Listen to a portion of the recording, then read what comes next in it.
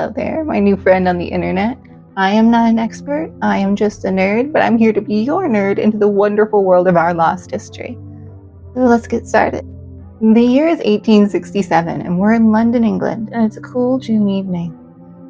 A French coin collector and historian, or what is sometimes called a numismatist, was just sitting with a group of his friends, and they're dining and chatting and passing the time. Our French friend was associated with the British Museum, and we can imagine him at this time of feverish discovery and exploration in the late 1800s, just relishing the opportunity to enjoy a good conversation with his fellow history-loving friends. However, while casually dining with him this evening, not to be overly dramatic, but he would hear an anecdote from one of them in passing that would end up drastically changing his life forever. It was mentioned during the course of the dinner that one of his friends had had an odd altercation with an old bagger, just a really shabby and suspicious-looking person to this friend. And the bagger had approached him with an intriguing offer, an offer of sale. Because the bagger, after then rummaging around in the folds of his clothes, had produced this giant golden coin. Huge and resplendent, the likes of which in terms of size and sheer brilliance the friend had just never before seen an equal anywhere. But this was in fact the problem. The coin was so huge and so perfect, the friend said, that he instantly recognized it as a forgery. Something so golden couldn't possibly be genuine.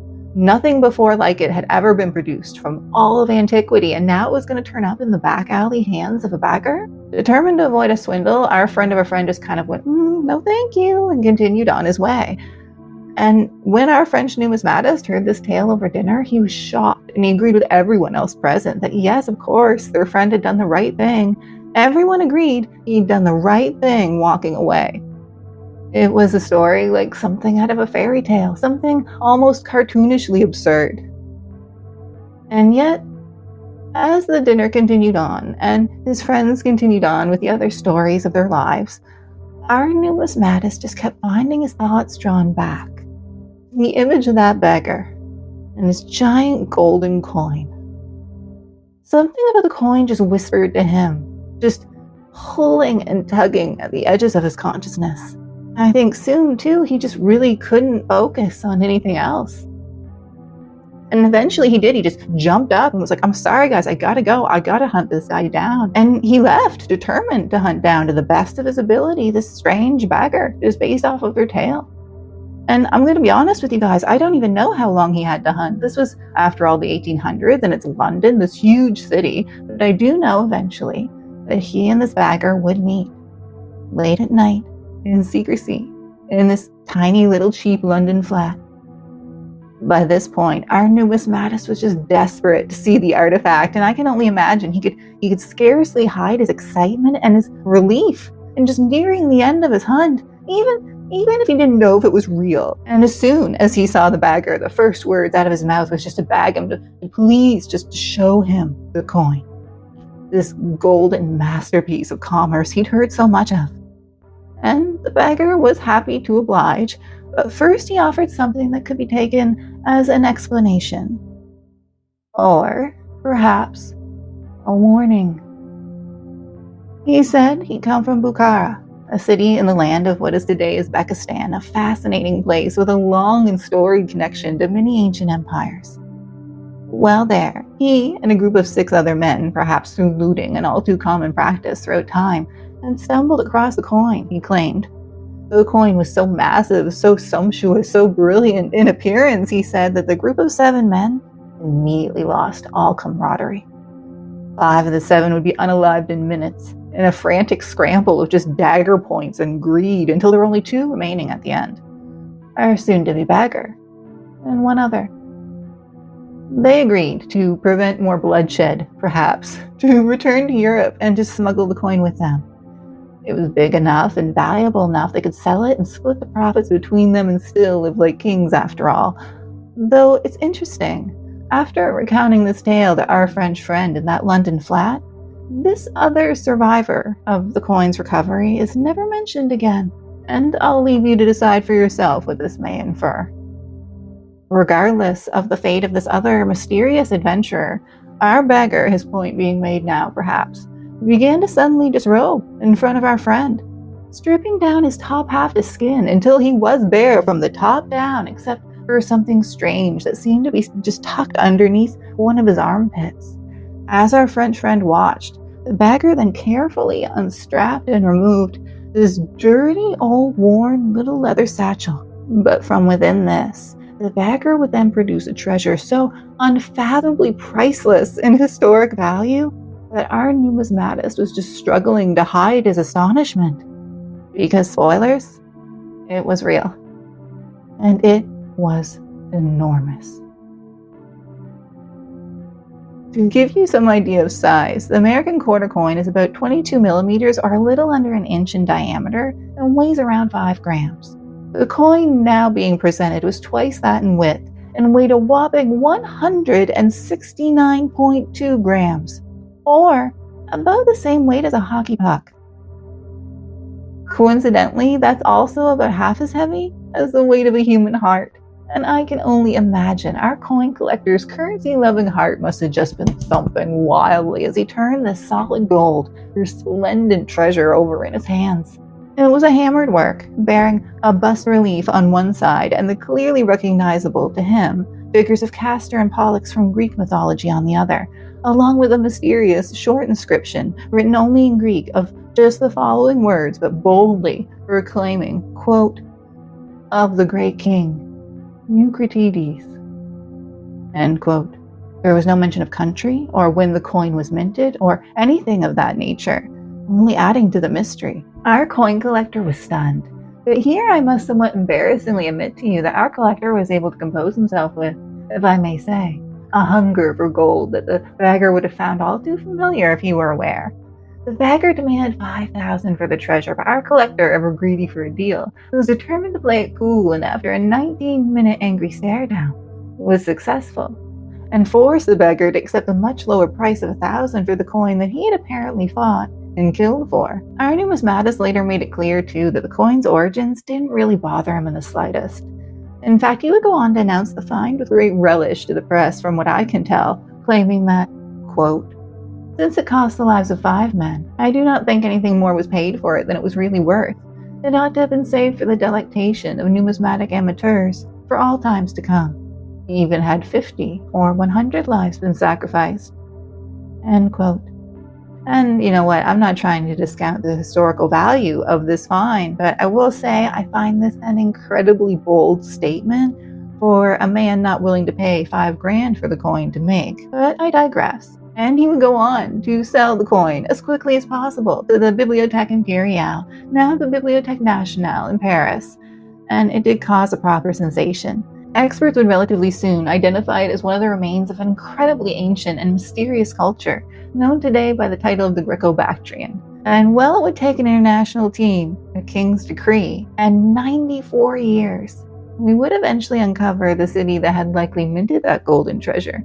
When we did, we would uncover the remains of a culture so enigmatic that they were once referred to as a mirage. And they would find a city forged in an ancient world, but one that thrived by the mingling of nations, a place of legends and of heroes, but also of warlords and of usurpers. A city of wealth and rich opulence, the home of glittering nobles and courtiers, of Greek refinement mixed with Eastern finery, but it's also a city that would fall spectacularly and suddenly into flame and complete destruction. And it would then wait some 2,000 years under the sands to reemerge once again, with her name lost and her people forgotten.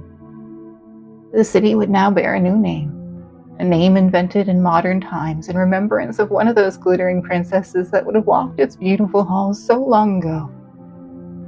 That name is Khanoum. And this is the story of the lost city of the Lady Moon and of the Golden Kings of Afghanistan.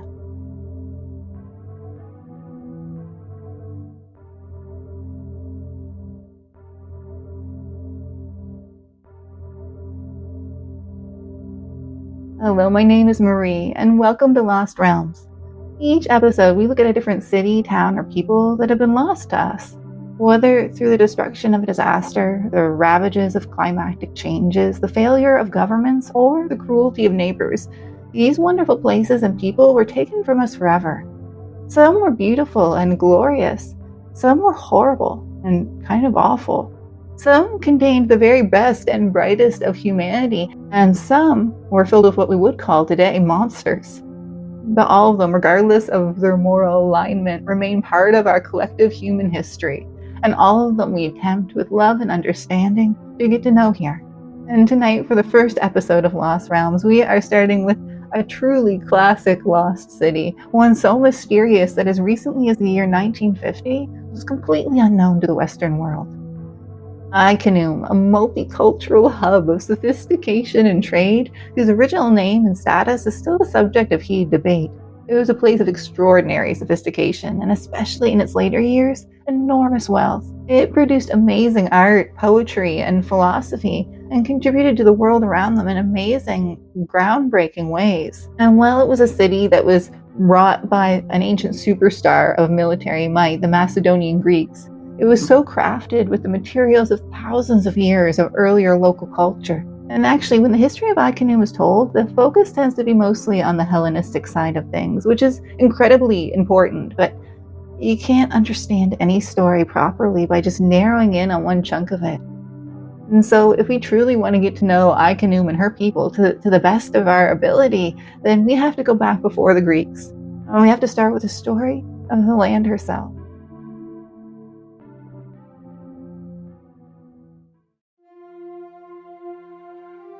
Even modern-day Afghanistan can be a hard land. It's predominantly dry and arid, and the northern region that would one day house our mystery city is famous for its salt, which is mined in abundance from the mountains, and for its gold, which is washed and taken from the Dakar River.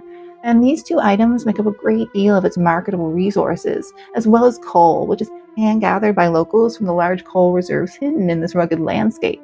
In fact, even the geography of Afghanistan seems to hint by its very appearance the harsh demands it's made on its human inhabitants over time. If you look at the satellite image I'm showing you here, you can see that Afghanistan is dominated by the Hindu Kush Mountains to the north, an extension of the famous Himalayas stretching down from Tibet. And the entire nation is primarily made up of these towering peaks interspersed with river basins and flat-steppe plains. And it's here that the first humans arriving to settle the region millennia ago would begin to build their communities. And in spite of the challenges these early inhabitants faced, they would flourish. And in fact, these first human inhabitants of Afghanistan and their settlements, some of them are truly, truly ancient. In fact, some would not have been technically human as we think of them today at all. This area is known to have been Neanderthal territory. And modern Homo sapiens, too, would take to this land at a spectacularly early date. Though beginning as semi-nomadic hunter-gatherers, Professor John Schroeder from the University of Nebraska has even posited that these people could have been the creators of some of the earliest forms of agricultural settlements on Earth, some 50,000 years ago. And while it would take some time for these hunting wanderers to put down roots in one place and begin this process, to begin to farm, I guess what I'm saying is that once humanity found their foothold in this region and got to work, their progress was unstoppable. The earliest of the civilizations found here first emerged on the historical record at enigmatic sites like Dam and Mundagak at around 4000 BC, and they provide some of the most beautiful, most artistic, and most mysterious artifacts from any prehistorical communities yet found. Like, look at some of these beautiful images here. A lot of these artifacts are still incredibly mysterious to us today. The culture that made them is known by various names. I'm going to refer to them as the Oxus civilization. And these people were active throughout Central Asia, not just in Afghanistan. And in fact, were part of a large culture believed to stretch through parts of Iran, Uzbekistan, Turkmenistan, Tajikistan, as well as Afghanistan. These people in their settlements faced the challenges of this rugged land, and they rose to them with gusto. As alluded to earlier, they chose spots near rivers and streams, places where cool, clean waters from the mountains flowed down and transformed the landscape. Then, as today, the rivers of Afghanistan can truly perform almost magical wonders on this hard earth, forming rich oases where plants, birds, fish, animals, and humans can survive and even thrive. Mundagak, for example, is believed to have been occupied between 4000 to 2500 BC, or for well over 1,000 years. It situated itself near a tributary offshoot of the Arghandab River, and there it bloomed, tapping into the rich economic opportunities available through this valuable waterway, and with the neighboring great civilization of the Indus Valley coming to life nearby. 6,000 years ago, Mundagak became a booming hub of trade. And beyond Mundagak, in all their settlements and cities, they would find new resources to harvest from this complicated terrain, and they would make contact and forge relations with the hardy nomadic steppe peoples from the north, as well as find time to trade with their contemporaries in ancient Sumer and Mesopotamia too.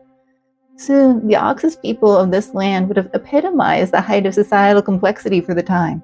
Its people lived no longer in tents, but in mud brick houses with interior ovens and rammed earth floors. Their cities and towns were sophisticated with walls, manufacturing districts, and pottery kilns. They kept cattle, camels, sheep, and even eventually horses. And indeed, throughout the Oxus civilization, food production techniques, manufacturing trades, and most importantly of all, culture would all flourish in the region. Art made during this time would rise to new heights and in unique styles with incredible detail. Beautifully painted pottery with geometric patterns, amazingly evocative sculptures, intricate ceramic figurines, and stone carvings. These were not the works of a primitive group of people, but instead we see here truly some of the work of the world's first artisans. Their capital is believed to have not been in Afghanistan like our mystery city of Khanoum, but most likely in Turkmenistan at the major settlement of Gonur-Tepe, where they built monumental structures, palaces, temples, fine homes, the remains of which still stagger the onlooker today. The evidence of cannabis and ephedra use has been found here too, as well as fire altars, and some archaeologists have proposed that here we see the first glimmerings of what would one day become the noble and ancient religion of Zoroastrianism. They grow crops and irrigated farmlands, vital foodstuffs still used by us in modern times like wheat, lentils, barley, and grapes. They wrought gold, silver, and other precious metals with staggering complexity and worked with gorgeous gemstones like lapis lazuli and carnelian to craft amazingly intricate jewelry. And I actually have to stop here and put a pin in the lapis lazuli thing because I can't stress to you enough what a huge moneymaker the lapis lazuli trade would have been to the people of this area. Lapis lazuli, as I'm showing you on the screen now, is this beautiful, rich, dark blue stone that was incredibly popular in the ancient world. The Egyptians, the Romans, the Greeks, basically everyone loved this stone, and we find lots of artifacts made from it throughout the ancient world. But this is important to note because the only known lapis lazuli mines throughout this time period were in our region of Afghanistan. This would have made the people of this area extraordinarily wealthy, and it would be a trade that would continue for millennia throughout the region. All of this adds up to a far cry from their steppe nomadic beginnings, and could be compared to a somewhat slow-paced industrial revolution. In fact, there's even some evidence that the Oxus were a literate culture. They were so advanced and sophisticated it was considered strange for a while even by anthropologists that no clear evidence of literacy had yet been found among them. However, in more recent years, multiple pottery shards have been found bearing what are clearly pictographic glyphs. And it must be said, we know, as mentioned earlier, that a large amount of trade occurred across their vast territory.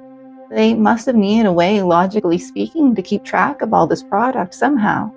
And given the nature of the glyphs recovered and the level of cultural development that their society achieved, I believe they realized at least some form of literacy. Unfortunately, however, since we have never been able to decipher any of the Oxus pictographs, whatever information they may have contained, and in fact any words left at all to this amazing, groundbreaking culture, are now lost to us. And they were far from the only mysterious people active in Central Asia at the time. This is a land that shines as an ancient example of true multiculturalism. It is sometimes even referred to today as the crossroads of Asia.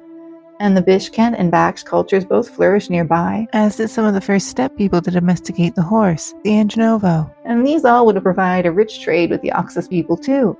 It's worth noting here too that the name that I'm using for these people of Oxus is not at all what they would have called themselves. We have no idea what that would have been. And the name that I'm using of Oxus comes from the Greek name for the river along which most of their settlements and cities would be built, a river famous throughout the region. And that river is known today as the Amu Darya. The Amu Darya is a very old river, at least by human standards, and has been a lifeline to all the cultures to arise in this part of the world from the time of the Oxus and their pictographs all the way up to the present day. It begins in the High Pamirs, a mountain range stretching throughout Central Asia, and is one of the largest rivers in the area, flowing for over 1,500 miles, or over 2,500 kilometers before, at least in ancient days, flowing into the Aral Sea and forming a rich, ecologically diverse delta basin in the process. Today, things have changed somewhat, and while we will return to this topic, for now, suffice to say, far from the desert wasteland that modern footage from the wars may convince you it is, At this time, Afghanistan was a booming and blooming region, as it still is in many areas today. Afghanistan is a beautiful place, and the Amu Darya is a beautiful river. And I want to make it clear that every culture that would arise in this part of Central Asia would rely on this river, at least to a degree, to sustain and transport them. And this history is as much woven into the people of this land and their story as anything else is. And these inhabitants by 1800 BC had managed to grow even further. The Amu Darya, with its winding course down from the mountains, was rich and sediment-filled. Its banks played host to willow, juniper, and poplar trees, providing ready access to wood. And of course, the many crops that they had domesticated that I mentioned to you earlier could be grown in bounty here. For these reasons, all along its mighty path, new settlements and towns would spring up during this time, though that is part of what makes what occurred next so surprising and unfortunate. We don't know exactly how or when it started, and the specifics of what I'm about to share with you are being still hotly debated by scholars today, but what we do know for sure is that from the years 1750 BC to 1400 BC, the Oxa civilization, and indeed all other cultures in this region, would begin to change. Over those few centuries, the people here would begin to leave their major settlements and cities. The palaces and temples, their walls and homes would all slowly begin to be abandoned. They would not be reoccupied, and we see changes in other areas of their lives too. Ceramic production quality began to decrease, and some items stopped being made altogether.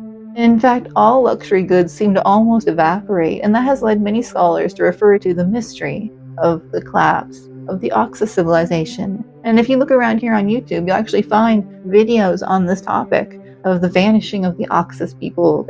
They slowly declined until they were no more, and they're just gone. And, well, I love a good mystery as much as anybody. More recent research has shown that this is simply not true. Here are some facts that I think will clarify the situation a little bit. Well, yes, the Oxus people did move out of all their major settlements and cities that we know of. New settlements and towns are being built all throughout the same period. They were just smaller and simpler, but they were organized the same as before. Well, yes, ceramic production quality did decrease, and some items stopped being made. Like I said, they were all mainly just status items associated with the wealthy and powerful, so perhaps economic challenges, sure. Metallurgy, in particular their work with bronze, would rise to new heights. And perhaps most importantly, we see no evidence of widespread warfare or famine either. When we put all this together with the knowledge that the Indus Valley civilization, a vital trade partner, was also beginning to decline nearby, we get a clearer picture than before. As for why this was, or why their decline happened at all, well, there are many different theories, but my personal favorite is that we now know for sure from ice core samples recovered in tree ring analysis that several major volcanic eruptions occurred across the world throughout this time period, including Thera in the Aegean and Mount Aniakchak in Alaska. And we now know that these eruptions too had global climatic effects. In a somewhat cooler and darker world with their trade and crops certainly affected, the Oxus people needed to be adaptable in order to survive. And so they were. And I think the fact that they were able to face the challenges of their time and adapt in any way to survive at all is admirable. And now that there was something of a power restructuring in the region, there was some space for someone new. The following generations would see many new empires work their way throughout Central Asia, and many would make at least small settlements in the region, especially along the Amu Darya. The Indo-Aryans would arrive on their way eastwards to the Indian subcontinent and spread their influence between 2000 to 1200 BC. And not long after the Medes, a powerful ancient Iranian culture would come this way and become the first known empire to incorporate most of modern-day Afghanistan within their borders. This would have been around 700 BC, and by a little bit closer to the half-millennium, two of India's great 16 kingdoms active at this time, the Gandhara and the Cambodia, were exerting a powerful influence on the eastern half of the country, and both Hinduism and Buddhism have a long history here. And once again, we see, not to be cliche, but the true cultural melting pot this region can be, because remember, the original inhabitants haven't gone anywhere. The historians have sometimes dramatized these many visitors, I feel, calling Afghanistan the, quote, graveyard of empires, end quote. However, though I'm not saying everyone always got along, because people never do, there's no evidence that this turned into some sort of Mad Max style wasteland either, with everyone killing each other over resources. I mean, this was a viable region, economically and strategically important. It's understandable that many different cultures would want a piece of that pie. And I won't pretend that any of them, or the Medes in particular, couldn't be warlike. In fact, they would later contribute greatly to the forces of another major player in this region. However, I want to stress that while these are people who would sometimes fight and war with each other, they're also people that would trade and grow together. Throughout the past, many different cultures and religions have found ways to work together and call this region home. And though Khanoum had not yet been founded, all along the Amu Darya throughout this time, settlements and towns would be built. However, by 550 BC, things had begun to change again, and the Medes would find themselves conquered and serving a new power, one that would forever alter the history not just of Central Asia, but the world. And that power was the Achaemenid Empire. The Achaemenid, or what is more commonly known as the Persian Empire, was something of an overnight phenomenon in the ancient world. Persia, up until now, had been subject to the Medes, and in fact the clan from which the Persian Empire would initially spring, the Achaemenid clan, was just one of many that contributed their goods and people to the Medes' tribute. However, they've been growing in power and influence for some time, and soon a young, ambitious upstart named Cyrus would forever alter the power structure here. Cyrus was a charismatic and strategically wise man. He gained the respect of his people through a series of successful early military campaigns, and united the Persian clans and tribes underneath him.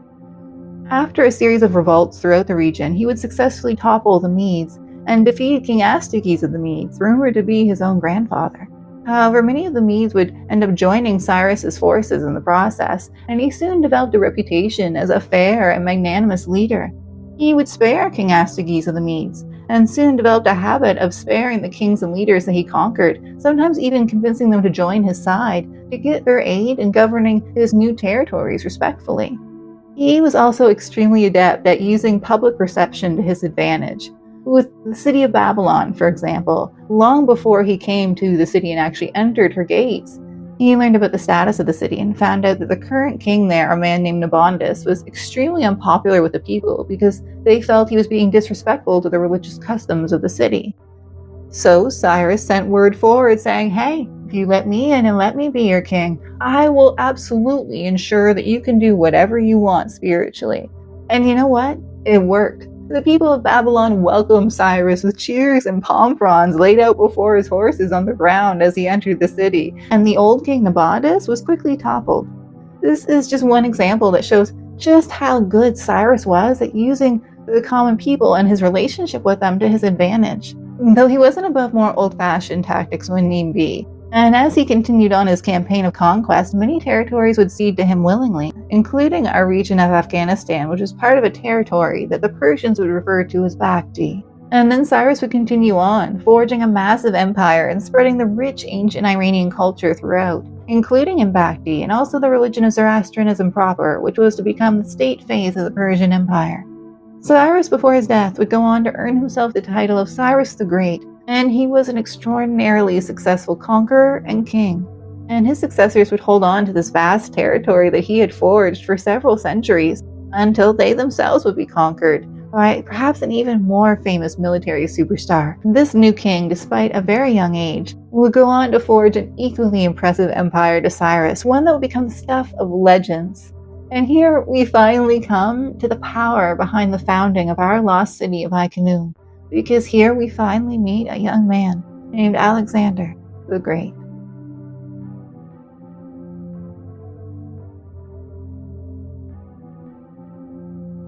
Alexander the Great is a man that truly needs no introduction, and I think he would actually believe that no one could put his real glory into words anyway, I'm sure. Even before his death, many of his contemporaries viewed him with reverence, and he began to display himself, and it's believed view himself internally even, as a god.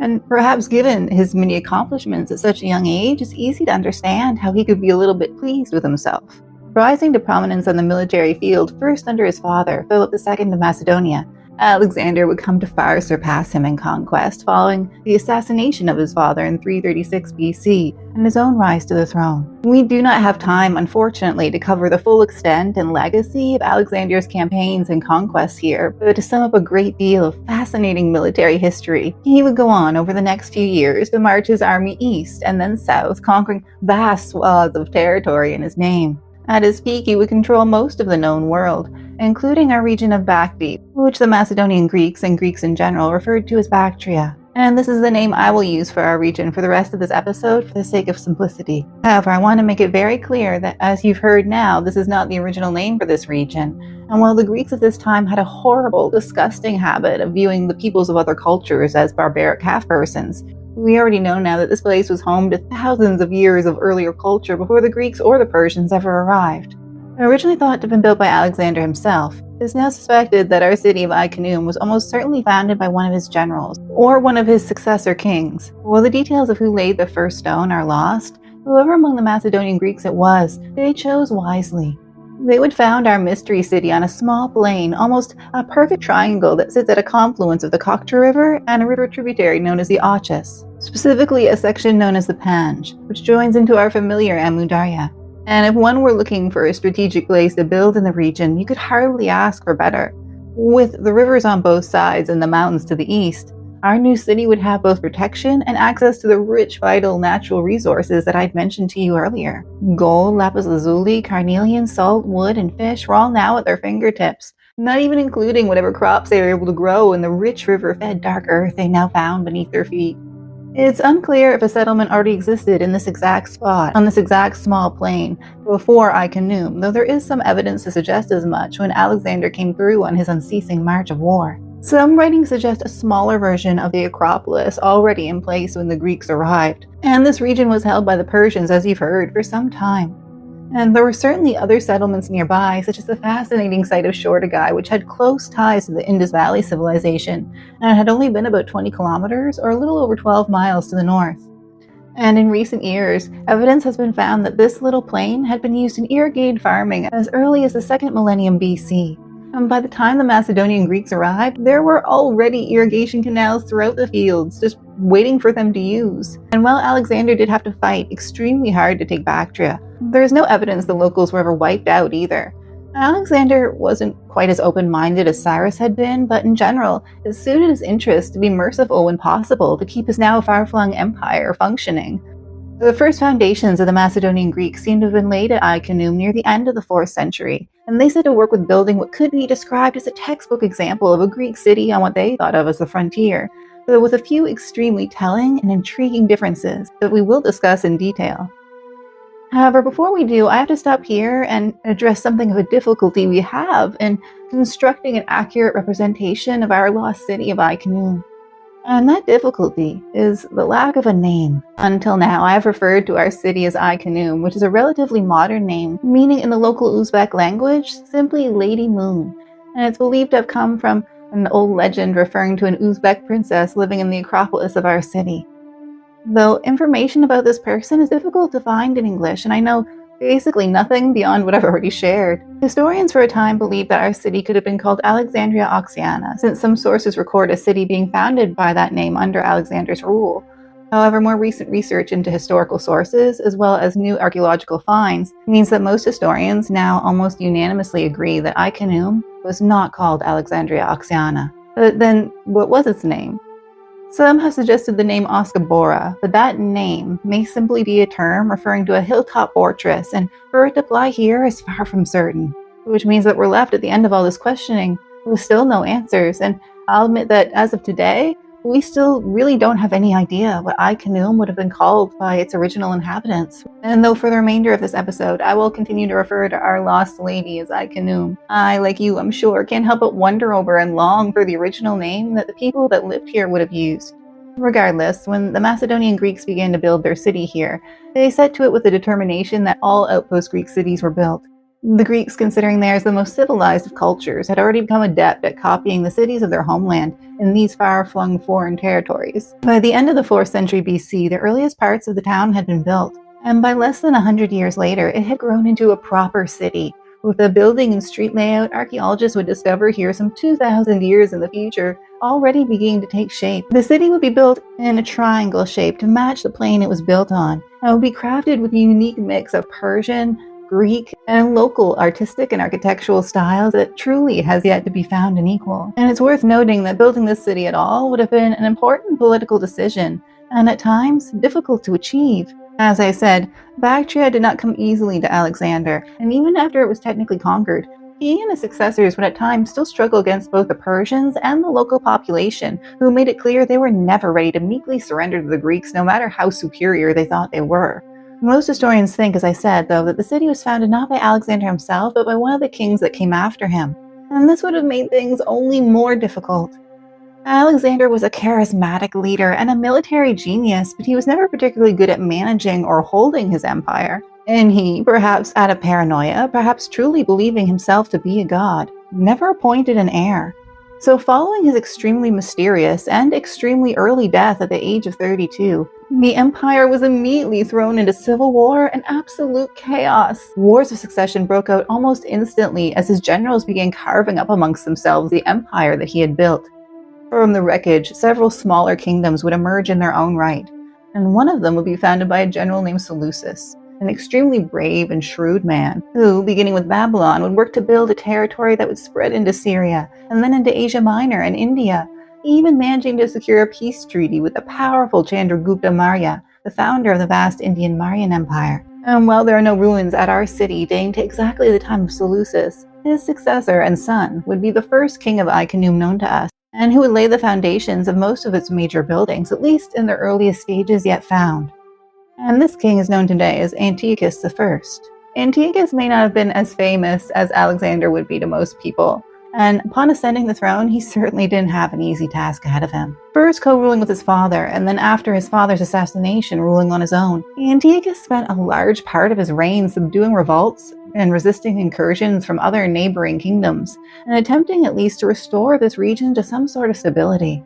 This was not achieved in his lifetime, which is a shame, because the few records we have that display something of the personality of the man, well, showing a very complicated figure, seemed to present someone that was at least capable of some tolerance to the people that he was trying to rule.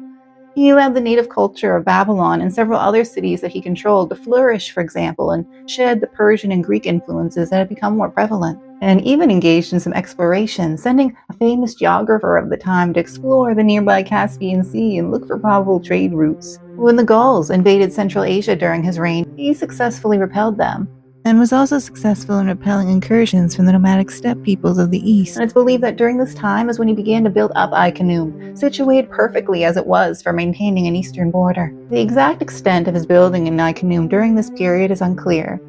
We suspect, however, many foundations may have been laid during this time, even if it would take a while for these buildings to achieve their later, grander scale. A good amount of evidence points to a mint being established in Khanoum during this time too, and perhaps the most iconic building in all of Khanoum would be founded during Antiochus' reign, at least in its earliest form. It is referred to today simply as the Haroun of Kineas, a Haroun being a Greek term for a heroic shrine. The man interred in our shrine, Kineas, was placed in a stone sarcophagus in the Haroun after his death, and he is credited as the founder of the city, though it's unclear what his exact role or status was otherwise, and most scholars seem to think that if he was the founder of the city, it was certainly under the authority of Antiochus, and his shrine seems to become a place of deep reverence for the city's inhabitants, as it would be added to and maintained throughout the city's occupancy. It would even be completely rebuilt at one point, and would consistently display Hellenistic architectural tendencies, despite this making it differ from other buildings in the city, as we'll discuss later. In fact, the Haroun was considered so important to the city's inhabitants, or perhaps the royal administration, that all the roads of Khanoum ended up being designed in kind of a strange fashion as the city expanded, to avoid them coming into contact in any way with the Haroun. And the shrine did not just contain the remains of Kineas, but seems to have become a center of religious worship in its own right, even if it never achieved the size or scale of a proper temple. Perhaps the most fascinating find from the Haroun, though, and one of the most inspiring artifacts from the city as a whole, could be found actually outside of the building proper, on a stone stele erected in front of the entrance. This stele is remarkable in that, at least from what we're able to still read today, from the inscriptions on it, it doesn't seem to be a stele proclaiming the greatness of a king or of some military triumph or conquest, which is kind of funny considering the contentious nature of the region. You could almost expect something like that to be written here. And positioned as the stele was before the Haroun, the words that were inscribed on it must have meant something very profound to the city's inhabitants. It can be fairly said, too, that this inscription on this stele in front of the Haroun is the oldest in-place inscription found at Khanoum, the first sign of the people's own unique collective culture there. Perhaps unsurprisingly, given the nature of the colonists, the inscription was in Greek. And after time and the elements had done their share, when archaeologists would uncover the stele in the 1970s, along with a small introduction, only 6 lines out of an original 150 could be clearly read. In English, these lines read, quote, "Speak well of everyone. Practice wisdom. Be a well-behaved child. Be a self-controlled young man. Be a just mature man, an old man of good counsel. Die without affliction or sorrow." End quote. These lines are Delphic moral maxims, and in a way they were quite common in the Hellenistic world, and I don't really mean to imply otherwise, but they are fascinating to see here, especially if one knows how the events of the next few centuries would unfold. These lines were meant to inspire the reader to consider their actions towards others in dignity and respect, maybe even kindness. And now, as Khanoum would truly begin her most glorious age, her residents would face a series of tests.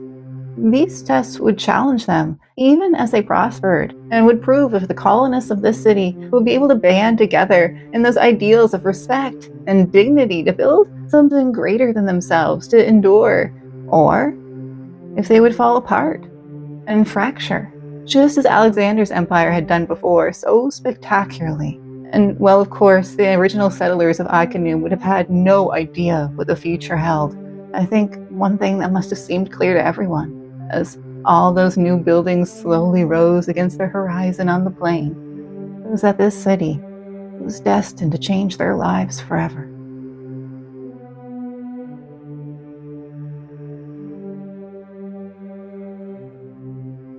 Throughout the next few years, Khanoum would continue to grow, and at times rapidly. Walls and ramparts would rise around the city during the time of Antiochus, showing both the threats it faced and its value as a place worth protecting. And huge amounts of resources appear to have begun flowing into the region at this time. Antiochus seems to have envisioned the city as a royal one, and the total walled portion of land he would set aside for the city, a massive 150 hectares, shows just how impressive he intended for Khanoum to end up being. It's clear a great amount of planning went into the city's construction too, with the main street being laid in relation to its major surroundings, including the Khanoum, from the beginning. And while after the death of Antiochus, the priority placed on the city would fade temporarily, Khanoum herself would continue to grow and prosper throughout the next century, with a palace, residential districts, and rampart fortifications all continuing to rise. The power structures remained as volatile as ever, though, with Bactria seeming to bounce between the hands of various leaders and power brokers towards the end of the 3rd century BC. The city at this point seems to have been home to mainly a garrison and their families, tasked with protecting this valuable area for whoever held it. The lapis lazuli mines that the locals here had been utilizing for millennia were still a precious trade commodity, and Bactria's fame for its precious metals in general, which the locals had wrought here so expertly for so long, was certainly not forgotten. And it's clear on top of all this that our new city's inhabitants had no desire to leave.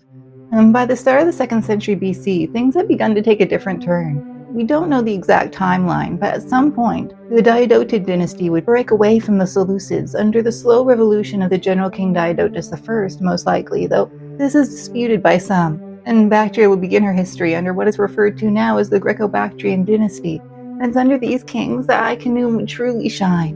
Euthydemus I was the beginning of the kings that we know of to truly start to transform Khanoum into the place of royal splendor it would become. He fought hard to fend off the Seleucids and to be recognized by them and other leaders as a king in his own right. It seems possible that Antiochus III, Euthydemus' main rival, even attacked Khanoum at one point, with some unfinished coins bearing his image found at the city, along with rampart damage dating to around the same time. However, this was such a contentious period, it honestly could have been the work of others too, and Euthydemus certainly had his hands full trying to both maintain his sovereignty and his independence. However, Khanoum would have her damage repaired, and the city was rebuilt where needed, in some cases even grander than before. Euthydemus would be successful enough as a king eventually, too, to leave the city to a successor, Demetrius, and he would take up where his predecessor had left off, building up Khanoum's palace, temples, streets, and baths, as well as its gymnasium and many other public buildings. And the city appears to have undergone a population boom, as well as a further cultural and financial expansion. This is almost certainly due to Demetrius's victorious campaigns in the north, in India, and later south when he conquered the regions known as Kabul and Kandahar today. It was around this time that he would rebuild the Haroun as well, our Haroun of Kinneas, to be even bigger and grander than before. And these two words seem to sum up Demetrius's hope both for Khanoum in general and for his new budding empire. The ways in which he was expanding his city can tell us a great deal about how the inhabitants in the city lived and the cultures they identified with. The palace's entrance was flanked with 160 triple-road columns of Greek-style design and aesthetic, but it was laid out in a completely different Persian-style floor plan. The impressive walls of Khanoum, some 12 meters or 39 feet high, were built with mud brick, something that the ancient Greeks would have been unfamiliar with at first, and some scholars suggest initially would have had little faith in. The roofs of the buildings were designed with more Eastern styles in mind as well, with a flat top and no tiles, and perhaps the most interesting and striking example of this type of architectural fusion we see in our city comes from the only large Great Temple yet found there. And while its original name is lost, this building of religious worship is known to us today as the Temple of the Indented Niches. This was a monumental construction. Standing at 20 meters or over 65 feet high, it was located at the center of the lower part of the city, with Khanoum by now having long been split between two halves, a physically higher part where the city's administration was kept, and a physically lower part where the temple would be placed, in a walled sanctuary just off the main street. It was set on a raised platform, and if you were to enter the temple after ascending these few stairs, you would be met with a large open greeting room, or a vestibule. Beyond that lay the cella, which is where in a normal Greek temple the representation of the god would be kept. But this is where all familiarity with the typical Greek temple ends. And in fact, our temple at Khanoum has been described as so different from any other known that it's been called Mesopotamian style in design. The cella was broken into 3 sections, as if to celebrate perhaps 3 interrelated deities. Further along the rear of the temple, 32 vases, all designed in purely Central Asian fashion, were found resting upside down where they were last used some 2,000 years ago to pour out libations upon the earth. Not a Greek custom, not like this. The modern name for the temple comes from distinctive indented sections on the exterior walls, which is also somewhat unusual. Brick altars outside the temple seem to wait for burnt offerings, and small limestone pedestals can be found spotted throughout the city, seemingly for the same purpose. All this flies in the face of the idea that you'll sometimes see that the Greeks just simply came in and imposed their superior culture on this provincial backwater. This is a picture, whether willingly or by necessity, of spiritual compromise. And if we go up to the Acropolis, where the heart of the city's administration would have been kept, the picture becomes even more interesting. Here we don't find another temple or shrine, but instead a large outdoor altar, set high and angled as if to take offerings towards the rising sun. And this is a Central Asian practice for which there are many parallels, but not a Hellenistic custom. Again, not in this way. And at this point you may be wondering, well, who exactly were they worshipping? Who were these offerings and sacrifices being made to? And at this I have no answers for you, only a few tantalizing clues. When the Temple of Indented Niches was excavated in modern times, there are only 2 signs or symbols of any deities that could be found anywhere in the temple proper. Though it's worth mentioning a small statue of the Greek icon Heracles was recovered from the gymnasium. But from the artifacts taken from the temple, the first was an enormous disc of gilded silver, absolutely beautiful and stunning even today, depicting 2 commonly worshipped female deities in the ancient Greek world, Cybele and Nike. They are presented in what has been described as a Near East style, and it's a masterpiece of metallurgic art in itself. The second religious artifact found at the temple is even more fascinating and quite a bit more mysterious. It was a part of a statue. And what a statue it would have been, but here we can only use our imaginations, because after looters in time had done their share, all that was left of this statue was part of a foot. And because of the anonymity of the feature, we have no way of knowing, just looking at this foot, what god it was supposed to belong to. Sometimes you'll see the foot labeled the, quote, foot of Zeus, end quote, on museum websites and things like that. But frankly, most scholars agree there's just no way of knowing who the foot belongs to. The title of Foot of Zeus came from the fact that there are some small thunderbolts that can be found on the side of the foot. But if you look at this picture here, you can see there's other symbols on it too, frankly, which are much more noticeable than the thunderbolts. And while I certainly understand the reasoning behind going with Zeus, because he's such a famous, popular Greek deity. If one wants to insist at all that it was Greek gods being worshipped at Khanoum, which we'll get into in a second, can I remind you of the disc of Cybele and Nike found in the very same building? And like I just sort of hinted to you, it doesn't necessarily have to have been a Greek god at all at this temple. Remember how Persian it was in layout and design. Technically, we could say that the foot belonged to Ahura Mazda or Mithra, or getting away from Persian deities for a second, it could have been Oxus, the personification of the Oxus River itself, which have been a popular deity here in this region already for a very long time. Or because the Greeks were very fond of synchronizing their deities of those with others, it could have been a mix of any I just said, or a mix of some I haven't even thought to mention. Though I will say that the Persians at this time didn't have a custom of making large religious images like this, and in fact it could even be considered offensive. This brings us back maybe to the idea of a Greek deity, but it also raises an important question, and that is, how would the Bactrian locals and the Persian imports have felt about this giant religious icon being raised in their homeland at all? Was this an area of shared joy and compromise, or was it a spot of contention? Either way, we simply don't know enough to say right now what the religious customs of the people of this city actually were. Although regardless of their focus of worship, by the year 180 BC, Demetrius had worked wonders on the city and had also earned himself the title of the Unconquerable on the military field.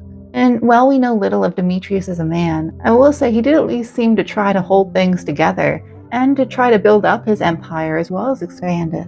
Unfortunately, however, following Demetrius' death, once again, civil war would immediately break out in Bactria. Sources from this period are confusing and at times contradictory. Some so confusing that Demetrius has been accused of being two different rulers, or perhaps some of his actions being committed by one of his sons. What is clear, though, is that once again, a few people wanting power over an empire risked destroying that empire in the process of acquiring it. And with the fluctuation of power brokers, generals, and empires that had passed through this region for the previous 500 years, I can't even imagine what this time must have felt like to the average person in Bactria or in Khanoum just trying to go about their day. Was this just their normal now?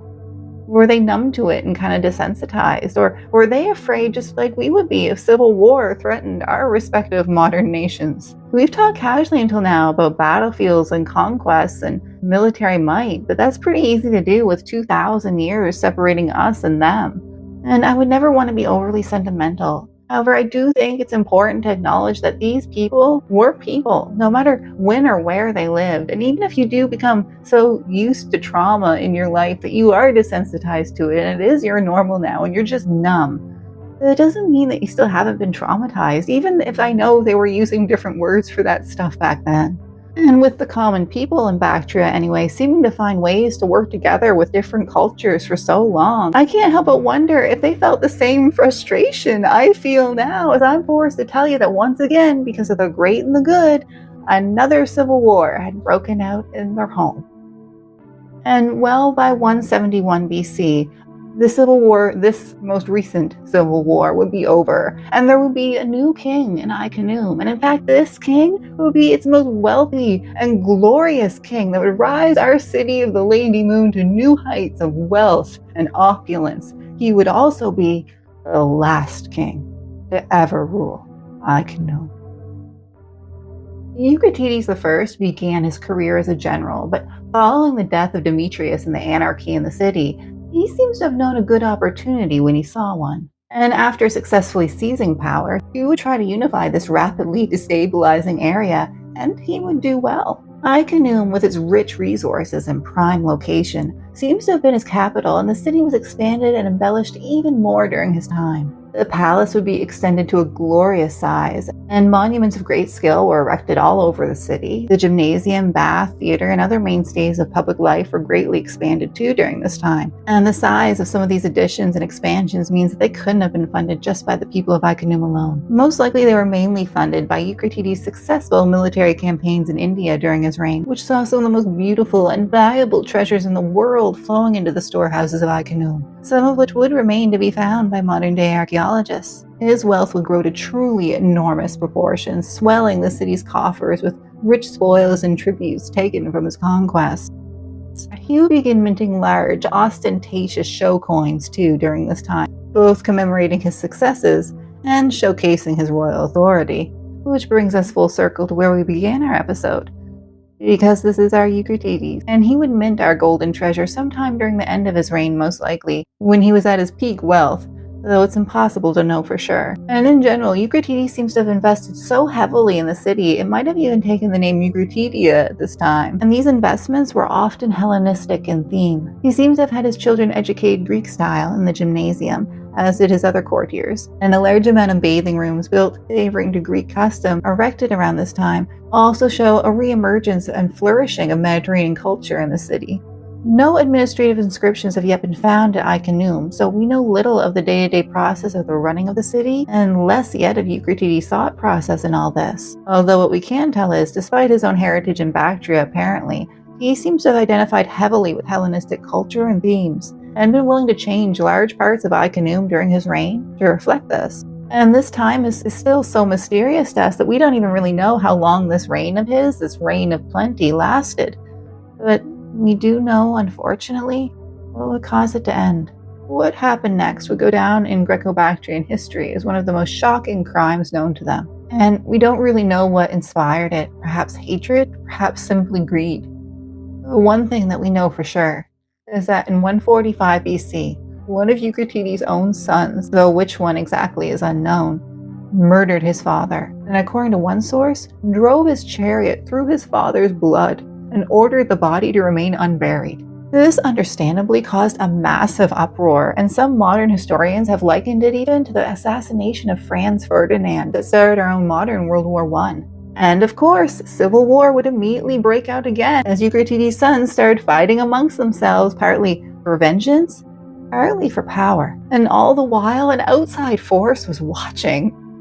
They'd already come under attack recently before Eucratides' death from the nomadic tribes from the northern steppe plains, known simply to them as the Saka.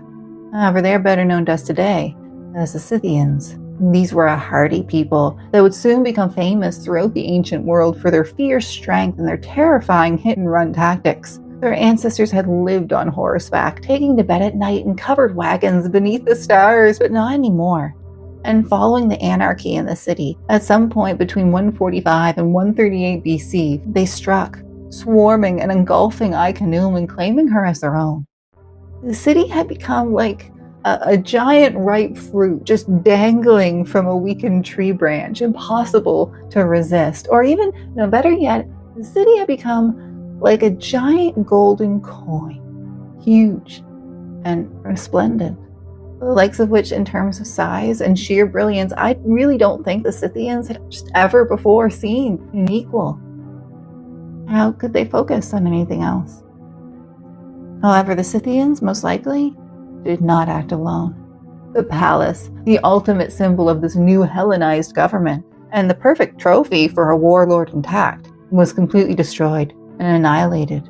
The fine temple of indented niches, so Iranian in layout but so controversial in its image of God, was also razed, its statue toppled and crushed into the dirt. Most scholars now seem to agree that the local Bactrian people, fed up from all these challenges and stresses in their life, knew a good opportunity when they saw one, just as Eucratides himself had all those years ago.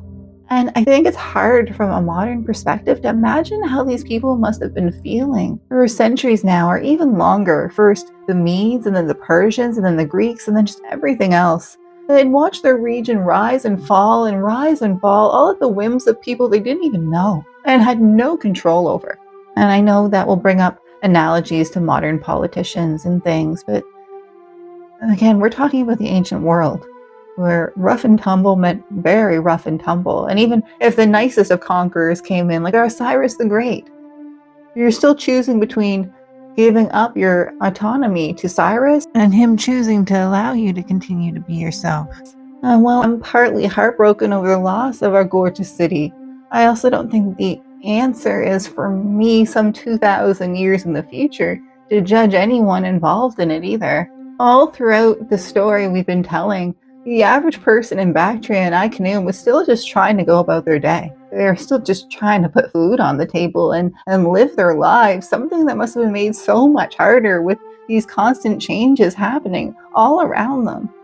And The tales of our past are so filled with kings and emperors and warlords that it's easy to forget that it's these wonderful, average, everyday people and their choices and our choices that truly make up the bulk of our history. And while I would never want to glorify vandalism or destruction or violence, I do want to say that the fall of Khanoum stresses the importance of these everyday choices better than almost anywhere else. And we only forget the lessons that she teaches at our peril.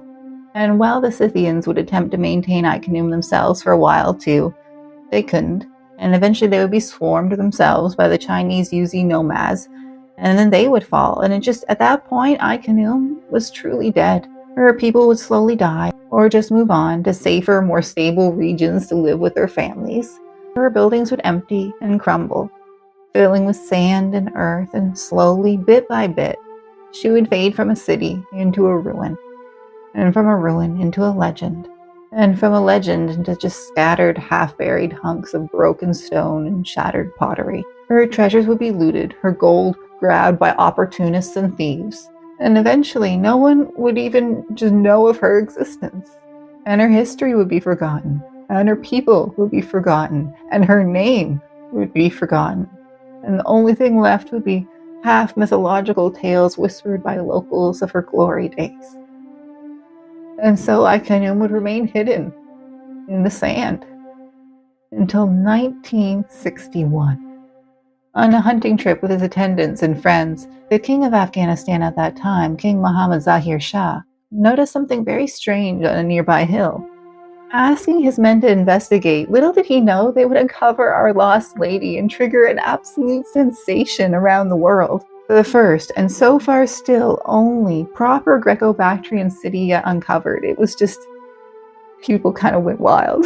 And a team of French archaeologists was brought in, and they performed some of the most amazing and still most in-depth work done on our city yet. They worked extraordinarily hard to revive Khanoum, not just for Afghanistan, but for the world. And almost immediately, our city was recognized as something totally unique, this beautiful fusion of cultures. However, in the subsequent years, with the struggles in the region with the USSR, and then later with the following conflicts involving both local insurgency groups and international powers, all study and excavation at Khanoum had to be completely halted. Looters would then come in and desecrate what remained. And today, most of the artifacts remaining from our beautiful lost city are in the hands of either private collectors or far-off international museums. And the ruins of Khanoum herself stand in a horrible state.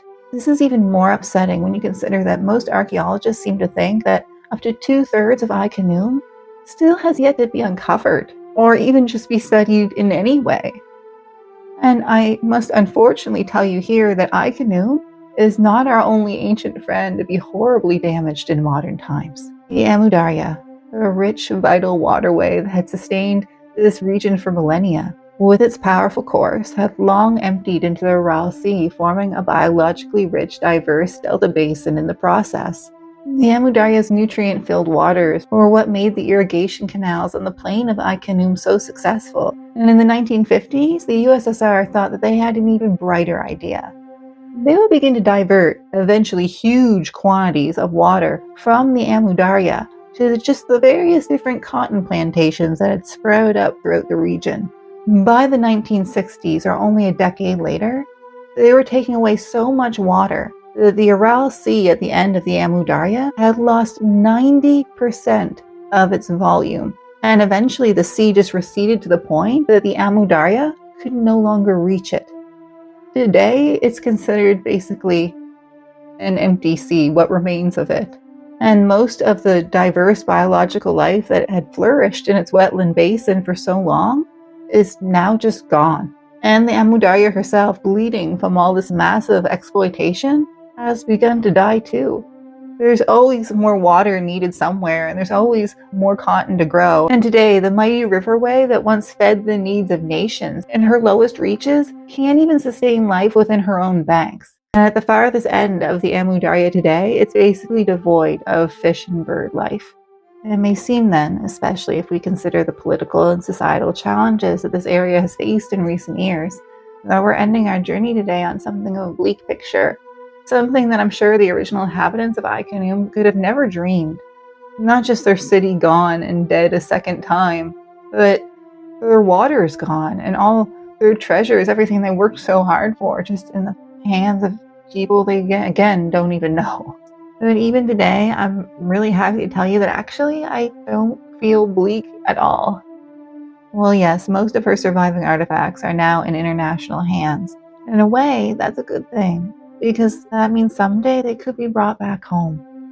Home to Khanoum, which you'll remember, 2/3 of which is still being protected by all that earth. We still have so much yet to discover and learn. And the Amudaya herself does still survive in some form, and groups like the United Nations and Green Aral Sea have been working really hard to rewild parts of the Aral Sea basin.